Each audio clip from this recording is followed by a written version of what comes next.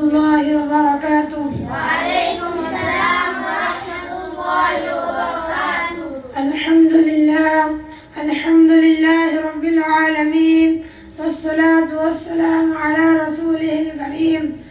أما بعد، فقد قال الله تعالى في القرآن المجيد والفرقان الحميد: أعوذ بالله من الشيطان الرجيم، بسم الله الرحمن الرحيم. قل هو الله أحد الله الصمد لم يلد ولم يولد ولم يكن له كفوا أحد. صدق الله العظيم.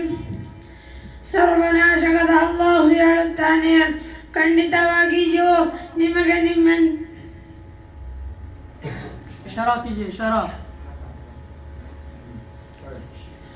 ಖಂಡಿತವಾಗಿಯೂ ನಿಮಗೆ ನಿಮ್ಮಿಂದಲೇ ಒಬ್ಬ ಸಂದೇಶವಾಹಕರು ಬಂದಿರುವರು.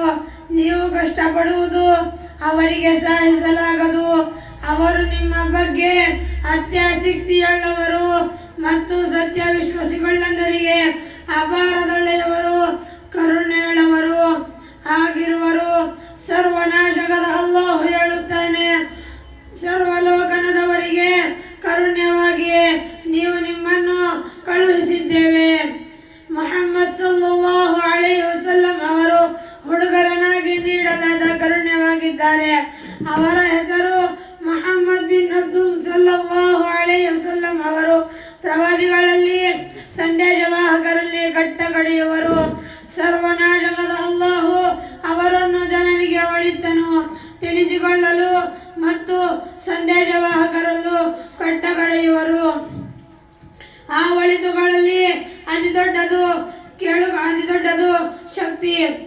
ಅವರು ಆಜ್ಞಾಪಿಸಿರುವುದನ್ನು ಪಾಲಿಸುವುದು, ಅವರು ಹೇಳಿದ್ದನ್ನು ನಂಬುವುದು ಮತ್ತು ಅವರು ವಿರೋಧಿಸಿದ ಮತ್ತು ಗದರಿಸಿದ ವಿಷಯಗಳಿಂದ ದೂರವಿರುವುದು ಹಾಗೂ ಅವರ ಮಾರ್ಗದರ್ಶನದಂತೆ ಮಾತ್ರ ಅಲ್ಲಾಹನನ್ನು ಆರಾಧಿಸುವುದು ಕಡ್ಡಾಯವಾಗಿದೆ.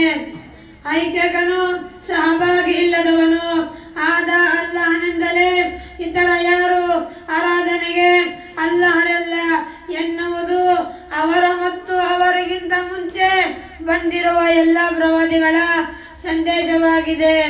ಪ್ರವಾದಿಸವರ ಕೆಲವು ಗುಣಗಳು: ಪ್ರಾಮಾಣಿಕತೆ, ಕರುಣೆ, ಸಹಿಷ್ಣುತೆ, ತಾಳ್ಮೆ, ಧೈರ್ಯ, ಉದಾರ್ತನ, ಉತ್ತಮ ಸಂಭ್ರಮ, ನಲ್ಯ ಪಾಲನೆ, ವಿನಯ, ಕಶ್ಮಿಸುವ ಗುಣ.